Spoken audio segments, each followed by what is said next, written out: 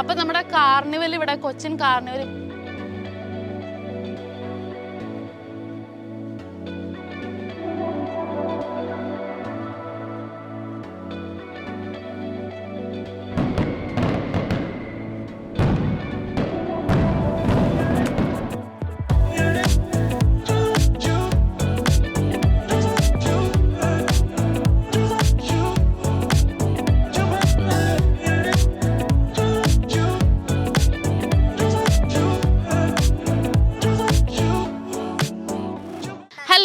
അപ്പോൾ നമ്മുടെ കാർണിവൽ ഇവിടെ കൊച്ചിൻ കാർണിവൽ ഇപ്പോൾ സ്റ്റാർട്ട് ആയിട്ടുണ്ട്. ഇവിടെ ഇപ്പോൾ നമ്മൾ നിൽക്കുന്നത് കാർണിവൽ ഗ്രൗണ്ടിലാണ്, അതായത് ഫോർട്ട് കൊച്ചി വെളി ഗ്രൗണ്ടിലാണ് ഇപ്പോൾ നമ്മൾ നിൽക്കുന്നത്. ഇവിടെ ഈ കാണുന്നതാണ് നമ്മുടെ ലൈട്രി. ഇവിടെ എല്ലാ വർഷവും ഭയങ്കരമായിട്ട് ആളുകൾ അന്വേഷിച്ച് വരുന്നതും ആളുകൾ കാണാനായിട്ട് വരുന്ന ഒരു ലൈട്രിയാണിത്. ഒരുപാട് നല്ല ലൈറ്റ്സും കാര്യങ്ങളും ഡെക്കറേഷൻസും ഒക്കെ ഇതിൽ ആഡ് ചെയ്തിട്ടുണ്ട്. 9 ലക്ഷം രൂപയോളം ചിലവ് വരുന്ന ഒരു ഇതിൽ ഡെക്കറേഷൻസ് ആണ് ഇതിൽ ചെയ്തിരിക്കുന്നത്. എല്ലാ വർഷവും ഇത് കാണാൻ മാത്രമായിട്ട് ആയിരക്കണക്കിന് ആളുകൾ ഇങ്ങോട്ട് വരാറുണ്ട്. ഈ കൊച്ചി കാർണിവൽ ഗ്രൗണ്ടിലെ ഏറ്റവും വലിയൊരു അട്രാക്റ്റീവ് ആയിട്ടുള്ള ഒരു തിങ്ങാണ് ഈ കാണുന്ന പപ്പാഞ്ഞി. വലിയൊരു പപ്പാഞ്ഞിയാണ്. ഇതല്ല ആക്ച്വലി നമ്മുടെ 31st നൈറ്റിന് കത്തിക്കാൻ ഉദ്ദേശിക്കുന്ന പപ്പാഞ്ഞി ഇതല്ല. എങ്കിൽ പോലും ഒരുപാട് ആളുകൾ വന്ന് കാണുന്നുണ്ട് ഇങ്ങനൊരു പപ്പാഞ്ഞി. ഇതിൻ്റെ ഒരു വലിയ അട്രാക്റ്റീവ് ആയിട്ടുള്ള ഒരു സംഭവം തന്നെയാണ്. ഇവിടെ ഈ ഗ്രൗണ്ടിലേക്കുള്ള ആളുകളൊക്കെ വന്ന് തുടങ്ങുന്നതേ ഉള്ളൂ. ഒരു സന്ധ്യാസമയം ഒരു 6 മണിയൊക്കെ ആകുമ്പോഴത്തേക്കുമാണ് ആളുകളൊക്കെ വന്ന് തുടങ്ങുക. അപ്പോഴാണ് ഇവിടെ ലൈറ്റ്സും കാര്യങ്ങളൊക്കെ വരുമ്പോഴത്തേക്കാണ് ആൾക്കാരൊക്കെ ഉണ്ടാവുള്ളൂ. ഇപ്പം നിലവിൽ തിരക്കൊക്കെ തീരെ കുറവാണ്. പക്ഷേ കച്ചവടക്കാരും ബാക്കിയുള്ളവരും ഒക്കെ ആയിട്ട് ഒരുപാട് ആളുകൾ അങ്ങനെയുള്ളവർ വന്ന് പോകുന്നുണ്ട്. പ്രിപ്പറേഷൻസൊക്കെ നല്ല രീതിയിൽ പോയിക്കൊണ്ടിരിക്കുകയാണ്. വൈകുന്നേരങ്ങളിൽ നല്ല ഭംഗിയാണ്. കുടുംബമായിട്ട് വന്ന് നിന്ന് നന്നായിട്ട് എൻജോയ് ചെയ്തിട്ട് പോകാൻ പറ്റിയൊരു വൈബ് പിടിക്കാൻ പറ്റിയൊരു സംഭവം തന്നെയാണ് ഇപ്പോൾ ഇവിടെ കാർണിവൽ ഗ്രൗണ്ടിലുള്ളത്.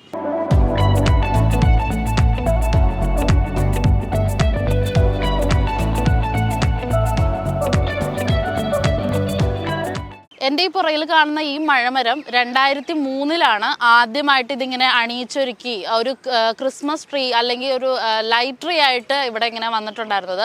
ഒരുപാട് വിദേശികളും യാത്രക്കാരൊക്കെ ഇത് കാണാൻ മാത്രമായിട്ട് ഇവിടെ വരുന്നുണ്ട്. ഒരുപാട് ലക്ഷങ്ങൾ ചിലവ് മുടക്കിയിട്ടാണ് ഈ ഒരു മഴമരം ഈ കാണുന്ന രീതിയിലാക്കിയിട്ടുള്ളത്. രാത്രിയിൽ ഇതിൻ്റെ വിഷ്വൽസ് എന്ന് പറയുന്ന അടിപൊളിയായിരിക്കും. സോഷ്യൽ മീഡിയയിലൊക്കെ ഒരുപാട് വൈറലായിട്ടുള്ള ഒരു മരം തന്നെയാണിത്. പിന്നെ ഈ കാണുന്ന നൈറ്റ്സ് യുണൈറ്റഡ് എന്ന് പറയുന്ന ഒരു ക്ലബ്ബ്, അവരിൽ ഒരു 3 ചെറുപ്പക്കാർ ചേർന്നിട്ടാണ് ഈ ഒരു മഴമരത്തിൻ്റെ ഈ ഒരു കോൺസെപ്റ്റ് കൊണ്ടുവന്നതും. പിന്നെ അതിനുവേണ്ടി എല്ലാ വർഷവും സാമ്പത്തിക പ്രതിസന്ധികൾ ഉണ്ടെങ്കിൽ പോലും ക്യാഷിനെ പറ്റി നോക്കാതെ എല്ലാ വർഷവും ഇതിങ്ങനെ അണിയിച്ചൊരുക്കി നല്ല അടിപൊളിയായിട്ട് നിർത്തുന്ന അവരാണ്. ഇത്തവണ 9 ലക്ഷം രൂപയോളമാണ് ഇതിന് വേണ്ടിയിട്ട് മുടക്ക് വന്നിട്ടുള്ളത്. ഡെയിലി 13,000 രൂപയോളം ഇതിൻ്റെ ജനറേറ്റർ വർക്ക് ചെയ്യിപ്പിക്കാനും ഈ ലൈറ്റ്സിനും കാര്യങ്ങൾക്കൊക്കെ ആയിട്ട് ഡെയിലി ചിലവാകുന്നുണ്ടെങ്കിൽ പോലും അതൊന്നും ശ്രദ്ധിക്കാതെ എല്ലാ കൊല്ലവും ഇവരിതിങ്ങനെ ഭംഗിയാക്കി നിർത്തുന്നുണ്ട്.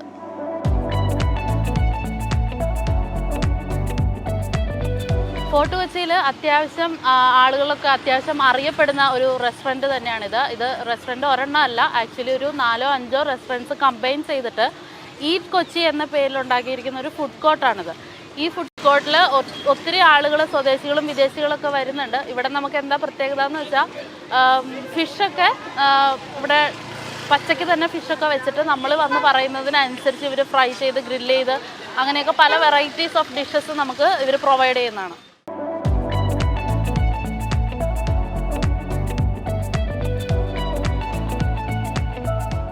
Jail of freedom struggle fort Kochi എന്നാണ് ഈ ജയിൽ അറിയപ്പെടുന്നത്. ഇപ്പോൾ ഇതൊരു സ്മാരകമായിട്ട് ഇത് സംരക്ഷിച്ചു പോകുന്നത് CSML ആണ്. CSMLൻ്റെ കീഴിലാണ് ഈ ഒരു സ്മാരകം ഇപ്പോൾ ഉള്ളത്. ഇതിപ്പോൾ നമ്മളിപ്പോൾ നിൽക്കുന്നത് ഫോർട്ട് കൊച്ചിയിലെ ഒരു 100 വർഷം പഴക്കമുള്ളൊരു ജയിലാണിത്. ഇവിടെ ബ്രിട്ടീഷുകാർ പണിത ജയിലാണ്. 100 വർഷം മുമ്പ് വരെ ഇത് പ്രവർത്തിക്കുന്നുണ്ടായിരുന്നെന്നാണ് ഇവിടെയുള്ള അധികൃതരൊക്കെ പറയുന്നത്. ഇപ്പോൾ ഇത് മെയിൻ്റനൻസിൻ്റെ കീഴിലാണ്. മെയിൻ്റനൻസും കാര്യങ്ങളൊക്കെ നടന്നുകൊണ്ടിരിക്കുന്നതാണ്. 100 വർഷമായിട്ട് ഇതിങ്ങനെ പൂട്ടിക്കിടക്കുകയാണെന്നാണ് പറയുന്നത്.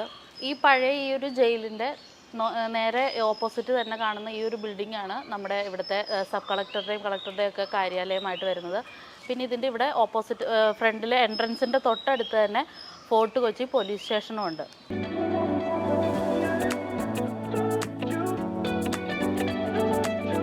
പ്രശസ്ത ഗായകനും കേരളത്തിൻ്റെ ഗാനഗന്ധർവനുമായ KJ യേശുദാസിൻ്റെ വീടാണ് ഈ കാണുന്നത്. ഇതിപ്പോൾ ഫോർട്ട് കൊച്ചിയിൽ ക്വയറോ സ്ട്രീറ്റിൻ്റെ തൊട്ടടുത്തായിട്ടാണ് ഈ വീടുള്ളത്.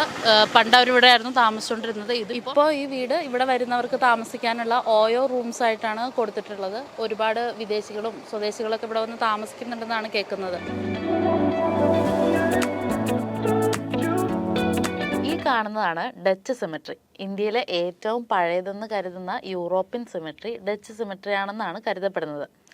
1795 മുതൽ 1947 കൊച്ചി റൂൾ ചെയ്ത ബ്രിട്ടീഷേഴ്സ് ഇതുപോലുള്ള ഒരുപാട് ബിൽഡിങ്സും പണിതിട്ടുണ്ട്. പക്ഷെ ഇപ്പോൾ സിമെട്രി CSIയുടെ കീഴിലാണുള്ളത്. CSI എന്ന് പറയുമ്പം ചർച്ച് ഓഫ് സൗത്ത് ഇന്ത്യ.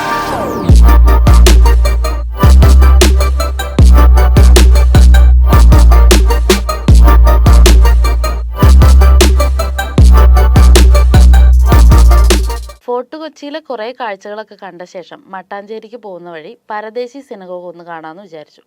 മട്ടാഞ്ചേരിയിലെ ജൂ ടൗണിലാണ് സിനഗോഗ് ഉള്ളത്. AD 1568 കൊച്ചിയിലുള്ള പരദേശി ജൂയിഷ് കമ്മ്യൂണിറ്റിയെ വളർത്തിയെടുക്കുക എന്ന ഉദ്ദേശത്തോടെ പണിതതാണെന്നാണ് പറയുന്നത്. 6 മണി വരെയാണ് പ്രവേശന സമയം. സമയം കഴിഞ്ഞു പോയതുകൊണ്ട് ഉള്ളിൽ കയറി കാണാനൊന്നും പറ്റിയിട്ടില്ല. പക്ഷേ എന്നാലും വരവ് നഷ്ടമായില്ലെന്ന് തോന്നുന്നു. കാരണം അവിടുന്ന് തിരിച്ചിങ്ങനെ നടന്നു പോകുമ്പോൾ ഒരു ഷോപ്പിൽ വലിയൊരു ഉരുളി കണ്ടു. എന്താണതെന്ന് അന്വേഷിച്ചപ്പോൾ ലോകത്തിലെ ഏറ്റവും വലിയ ഉരുളി എന്ന ലിംക ബുക്ക് ഓഫ് റെക്കോർഡ്സ് സ്വന്തമാക്കിയിട്ടുള്ള ഉരുളി ഇതാണത്രേ.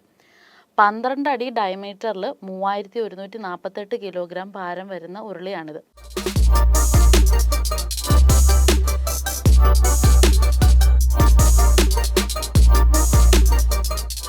മട്ടാഞ്ചേരി ജൂ സ്ട്രീറ്റിൽ വേറൊരു കാര്യം കൂടെ ഇൻട്രസ്റ്റിംഗ് ആയിട്ട് തോന്നി.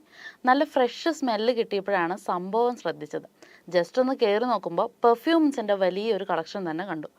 ഒരുപാട് വെറൈറ്റി പെർഫ്യൂംസ് ഉണ്ട്. കൂടാതെ നല്ല ഭംഗിയിൽ നല്ല ടൈപ്പ് സ്മെല്ലുള്ള കുറേ അഗർബത്തീസും. ചോദിച്ചപ്പോൾ അതൊരു ഫാക്ടറി ആണെന്നാണ് പറഞ്ഞത്. അതായത് കേരളത്തിൽ നിലവിൽ ഇത്ര വലിയ പെർഫ്യൂംസും അഗർബത്തീസും ഉണ്ടാക്കുന്ന ഒരു പ്രൊഡക്ഷൻ ഹൗസ് വേറെ ഇല്ല.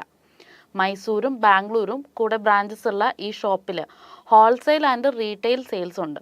ഷോപ്പിൻ്റെ ഓപ്പണിങ് ഉടനെ നടക്കും. അപ്പോൾ അതിൻ്റെ പ്രിപ്പറേഷനൊക്കെയാണ് ഇപ്പോൾ ഇവിടെ നടന്നുകൊണ്ടിരിക്കുന്നത്.